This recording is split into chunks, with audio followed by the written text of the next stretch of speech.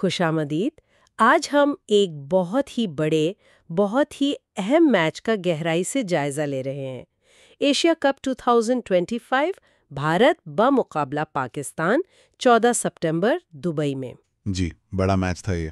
हमारे पास Cricbuzz, Al Jazeera, ESPN Cricinfo इन सब की रिपोर्ट्स हैं और कोशिश करेंगे कि इस मैच के ख़ास लम्हात, टर्निंग पॉइंट्स और जो नुमाया परफॉर्मेंसेस थीं उनको समझें।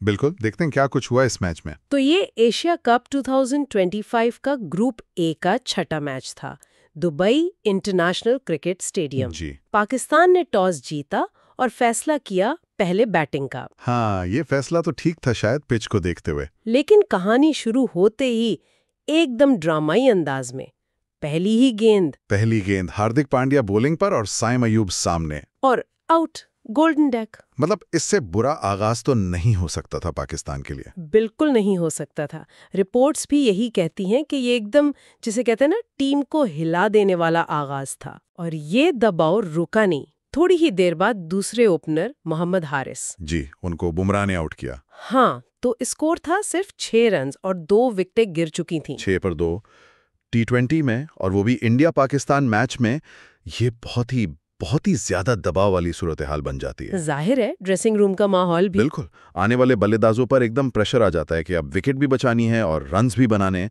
तो वो जो एक नेचुरल गेम होता है ना, वो मुतासिर होता है। सही।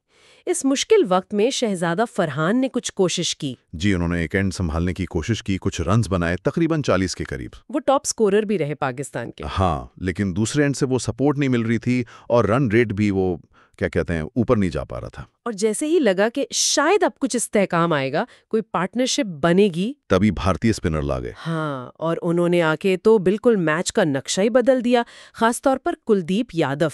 कमाल की बॉलिंग की उन्होंने। रिपोर्ट्स बताती हैं कि उनकी फ्लाइट, उनका टर्न पाकिस्तानी बल्लेबाजों को समझ ही नहीं आ रहा था। जी, और नतीजा सिर्फ 18 रन्स दिए और 3 अहम विकेटें ले गए। 3 विकेटें। ये स्पेल असल में मैच का टर्निंग पॉइंट साबित हुआ। और सिर्फ कुलदीप ही नहीं, अक्षर पटेल ने भी। बिल्कुल, दूसरे एंड से अक्षर पटेल ने भी इतना ही टाइट रखा।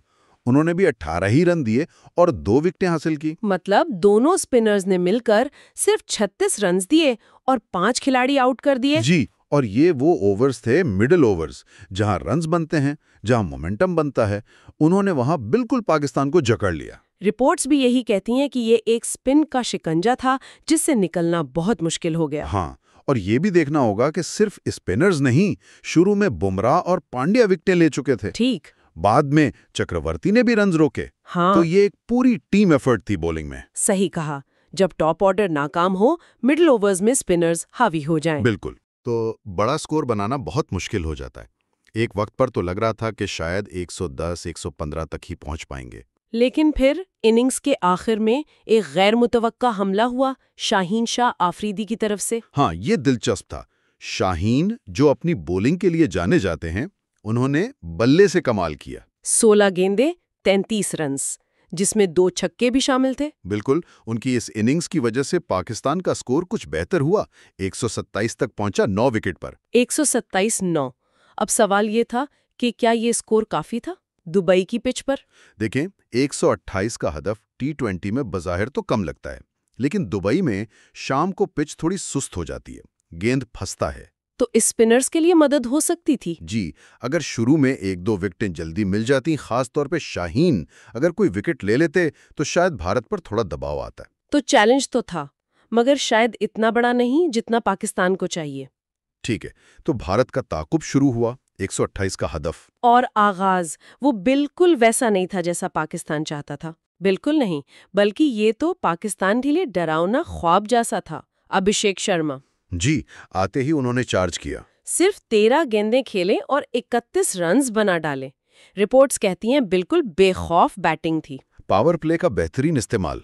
इस तरह के हदफ के ताकुब में अगर आपको ऐसा आगाज मिल जाए ना, तो आधा मैच वहीं खत्म हो जाता है। बिल्कुल, मतलूबा रन रेट एकदम नीचे आ जाता है, बाकी आने वाले बल्लेबाजों पर से प्रेशर हट जाता है। शुभमन गिल दूसरे ओपनर, वो तो जल्दी आउट हो गए थे, तकरीबन 10 रन्स बनाकर। हाँ, वो ज्यादा नहीं कर सके, लेकिन अभिषेक की वो तेज इनिंग्स ने इस नुकसान को काफी हद तक पूरा कर दिया था। भारत वहीं से ड्राइविंग सीट पर आ गया था। अभिषेक के आउट होने के बाद कप्तान सूर्य कुमार यादव और तिलक वर्मा क्रीज पर आए। जी, और इन दोनों ने फिर जिम्मेदारी से खेला, कोई जल्दी नहीं की। सिंगल्स डबल्स पर फोकस रखा, स्कोरबोर्ड चलाते रहे। हाँ, ये समझदारी थी। जब पता हो कि हदफ पहुंच में है और आगाज अच्छा मिल गया है, तो गैर जरूरी रिस्क लेने की जरूरत नहीं। सूर्या कुमार यादव, जो अपनी जारहाना बैटिंग के लिए मशहूर है, उन्होंने यहाँ काफी संभल कर खेला। जी, उन्होंने इनिंग्स को एंकर किया। लेकिन फिर कहानी में एक और ट्विस्ट आया। हाँ, ये वाकई दिलचस्प था। जब लग रहा था भारत आसानी से जीत जाएगा, पाकिस्तान की तरफ से साइम अय्यूब ने बॉलिंग में कमाल कर दिया। वही साइम अय्यूब जो पहली गेंद पर आउट हुए थे? जी हाँ, उन्होंने आकर 3 विकेटें ले ली। ये हैरानकुन था, एक टॉप ऑर्डर बल्लेबाज का आकर इस तरह 3 विकेटें लेना, जिसमें अभिषेक शर्मा की अहम विकेट भी शामिल थी। तो उसने कुछ उम्मीद पैदा की पाकिस्तान के लिए? थोड़ी देर के लिए तो जरूर। उन्होंने रन्स की रफ्तार भी कम की और विकेटें भी लीं। एक काबिल तारीफ कोशिश थी उनकी। लेकिन क्या ये काफी था मैच का पासा पलटने के लिए? शायद नहीं, क्योंकि एक तो हदफ बहुत ज्यादा नहीं था, 128 ही था। सही। और दूसरा, अभिषेक के तेज आगाज की वजह से मतलूबा रन रेट काफी कम हो चुका था, तो 1-2 विकेटें गिरने से भारत ज्यादा प्रेशर में नहीं आया। और सूर्या कुमार यादव दूसरे एंड पर मौजूद थे। बिल्कुल, उनका तजुर्बा काम आया। वो आखिर तक खड़े रहे और उन्होंने यकीनी बनाया कि कोई अपसेट ना हो। और उन्होंने मैच खत्म भी किया, नॉट आउट रहे। जी, भारत ने ये हदफ 15.5 ओवर्स में हासिल कर लिया। सिर्फ 3 विकेटों के नुकसान पर 13-13। तो मतलब 7 विकेटों से जीत। हाँ, 7 विकेटों से और 15.5 ओवर्स में हदफ पूरा करना, ये दिखाता है कि ये काफी आरामदेह जीत थी भारत के लिए। निस्बतन आसान जीत रही। तो अगर हम नुमाया कारकर्दगियों को देखें भारत की तरफ से, जाहिर है कुलदीप यादव। जी, 3 विकेटें 18 रन्स पर, वो मैच विनिंग स्पेल था। फिर अभिषेक शर्मा की वो तेज इनिंग्स, 13 गेंदों पर 31, उसने बुनियाद रखी। और फिर कप्तान सूर्या कुमार यादव की वो जिम्मेदाराना नॉट आउट इनिंग्स। जी, उन्होंने मैच फिनिश किया। और पाकिस्तान की तरफ से, अगरचे वो हारे, लेकिन शाहीन आफरीदी की बैटिंग। वो 16 गेंदों पर 33 रन्स बहुत कीमती थे। उससे वो 127 तक पहुंचे। और साइम अय्यूब की बॉलिंग, वो भी एक सरप्राइज था, 3 विकेटें। काबिल जिक्र कोशिश थी उनकी। लेकिन अगर मजमूई तौर पर देखें तो मैच का फैसला कुन लम्हा शायद कुलदीप की बॉलिंग ही थी। मेरा भी यही ख्याल है। असल में वहीं से पाकिस्तान की बैटिंग लाइन की कमर टूटी और वो इस स्कोर तक महदूद हुए, जो काफी नहीं था। तो खुलासा ये है कि भारत ने ये मैच काफी कंट्रोल्ड अंदाज में जीता। जी, उनकी स्पिन बॉलिंग बहुत मजबूत थी, जिसने फर्क डाला। और फिर ताकुब में वो जारहाना आगाज मिल गया। बिल्कुल, पाकिस्तान वहीं पिछड़ गया था जहां शुरू में 2 विकेटें जल्दी गिर गईं। वहां से वापसी मुश्किल हो गई। ठीक, इस नतीजे का एशिया कप में ग्रुप ए पर क्या असर पड़ेगा? देखें, भारत को 2 अहम पॉइंट्स मिले, नेट रन रेट भी बेहतर हुआ होगा, उनका एतमाद बढ़ेगा।